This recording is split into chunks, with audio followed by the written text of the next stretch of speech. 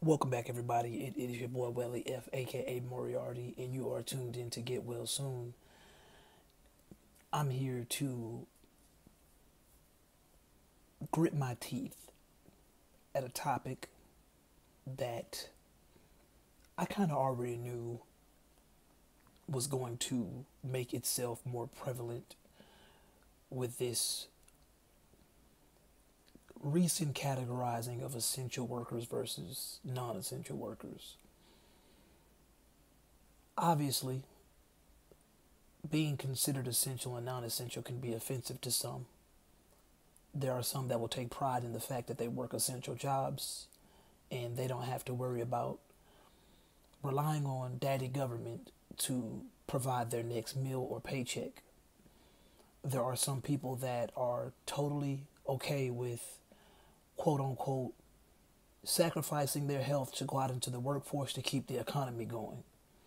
The last time I spoke on this topic, I got quite a few thumbs down, and that's okay because I understand that a lot of people are not critical thinkers. A lot of people cannot think outside of the information that is given to them by the CIA and the mainstream media. Everybody is being told to be scared, and like little sheep, they are scared. You sheep do what they're told. Sheep follow. I mean, that's in their DNA. Sheeple will do what they are told. Four legs good, two legs bad. Understand something? I don't like going to Tumblr, aka socialist hell, aka communist hell, leftist hell on earth. But I do like to read posts because I know that I'm going to get a more feminist take, a more radical feminist take on a lot of things.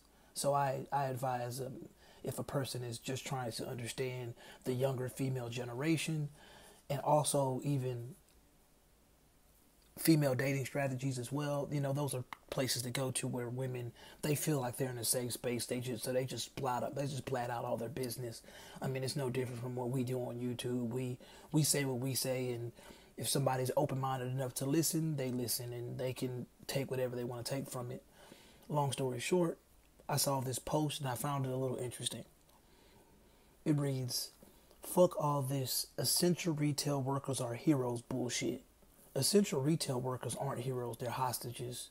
They want to go home, they want to be safe, but they can't because they literally starve to death on the streets because without their jobs, they'll be homeless with no health care and no food. We have a society that treats a certain class of people like shit and yet literally couldn't function without them. It's infuriating and they can't even get decent pay and health care." I don't know about you guys, but for the most part, the essential retail workers are heroes bullshit that she talks about. I've been seeing that given to I've been seeing that label given to, healthcare workers mainly. And I'm not even a fan of that because with me being the man that I am, I believe when I sign up for something, I signed up for it. You don't need to praise me for it. This is what I'm supposed to do. And this is what I mean by virtue signaling and greed. That's why you see this title because people need to realize something. I think virtue is its own reward. You do not need to signify that you are being virtuous in any way. But I don't believe that modern society understands that. That's why every time they have a moment to show the world, hey, look at me, I'm doing something that I'm supposed to do, but I'm not getting praised for it. That is annoying. A generation of men and women that grew up getting participation trophies now want a pat on the back for doing shit that they signed up for.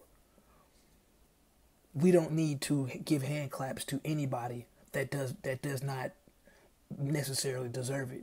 If I feel that you're going above and beyond, that's my personal choice. Cool. But let's just be honest here. Retail workers, healthcare workers, they know what they signed up for. It's a lot of people that are in retail that are working in grocery stores right now. They're working in these quote unquote essential businesses and they're happy they get to go to work. I've recently realized that The reason we stay in a society where it's so easily divided is because people think that just because they're not critical thinkers means I shouldn't be a critical thinker either. And that's not how it goes. Your beliefs do not need to be projected onto me. Those are your beliefs. You take your beliefs and you do whatever you want to do with your beliefs. These people that aren't getting good pay and aren't necessarily getting health care, they don't need you fighting for them, to be honest. Because I believe to think that they are victims it's insulting. How come the first thought isn't these people knew what they were signing up for? This is why they are working where they work. And we need to understand something. As cold and callous as I think the government is, I do believe that a lot of these big businesses, a lot of these corporations, a lot of these supply chains, these huge places that are still operating because they've been labeled essential, I believe that a lot of these places have given a lot of people the opportunity to work from home, or you don't have to come to work. You don't come to work, you don't get paid. And on one of my recent videos that I talked about this, and I talked about, having an insurance income, I received a couple of dislikes. That's fine. But guess what? Just like on my last episode about coddling women, I am not about to sit here and pretend like a pandemic is something that most companies are prepared for. I am not about to argue with people about the dynamics of business, because guess what? Business isn't friends in games. Business, similar to life, is not all that fair. Business can be a war sometimes. But these young punks, it's so hilarious saying that because I know I sound old saying that, but a lot of you young punks, a lot of you young hipsters that don't want to grow up are the cause and the reason why most of society has gotten their rights stripped away from them, and they're okay with it. There are people out here that it's not that they don't take this boogeyman serious. It's because they know that they can chew their food and think at the same time. You tell me that there is something floating around in the air that can cause potential death to me, then okay, let me take the proper precautions and go on about my business. That doesn't mean I need to hide from it rather than just protect myself from it. I've noticed, and a lot of think pieces are being posted all over now, that people are realizing that a lot of these women are the cause of this submissiveness and this unconstitutional behavior of the government. And I say that by saying they're the ones doing the most complaining about staying home. So as you see on this post, it's a woman complaining, saying that we're holding essential workers hostage, as if essential workers don't have the choice. And I'm going to conclude on this note. When I say essential workers have the choice, I'm saying that we have the choice to whether starve or eat. That is a choice in America. You can make me sound like a sociopath all you want to, but these essential workers, they made a choice. They said they don't want to starve. So guess what? I'm going to do what I need to do, stay protected, and I'm going to go work. I'm going to screw the economy. I'm going to keep food on my table because I do not want to rely on daddy government to hand me my next meal or my next check. America is starting to see less and less of those kind of people and more of these kind of people that just want pay for no reason, health care for no reason. And not even no reason. They just want it without having to work for it.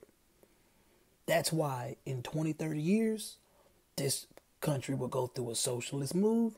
And then maybe it's going to go through a communist move. And when it goes through a communist move, people are going to be wondering why it's a possibility that there are people in overseas eating bat soup.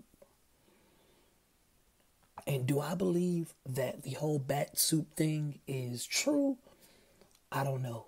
But at the end of the day, I believe that when a country is starving, when its people are starving, you tend to do things that are a little bit unorthodox. So, as people complain about essential versus non-essential, I just need everybody to pay attention to one thing. You have a choice as an American to do what is right and do what is wrong. That is the mere reality of the freedom that you have in this country. You can't do that, at least. People are choosing to do what is right for them. Because when it all comes down to it, it is an individual choice that you have to make. Your desire for me having health care and a paycheck is not going to get me a health care or a paycheck if you're just being a keyboard warrior and not actually doing anything about it. Let's stop treating these working people like children. Let's stop treating these working people and these grown-ups like they didn't make these decisions on their own. That is my beef. Because at the end of the day, we all know that it takes a little bit of greed to work for companies that we know are greedy. Hey, a lot of y'all don't even choose to work for small businesses. Y'all get up, y'all graduate from colleges, y'all go out and fill out applications. The first places y'all go to are big businesses that you deem greedy. But guess what? Now you look back at the company like, why aren't you offering me health care and better pay? Well, we're a big business. We employ thousands of employees. You're not that special. We're gonna hold you to the same standards of all of our other employees. They tell you that, you take it and you run with it. That is nobody else's fault but yours. Because I do believe that in America, if you are of working age, you are responsible enough to know whether you want to work for this company or not.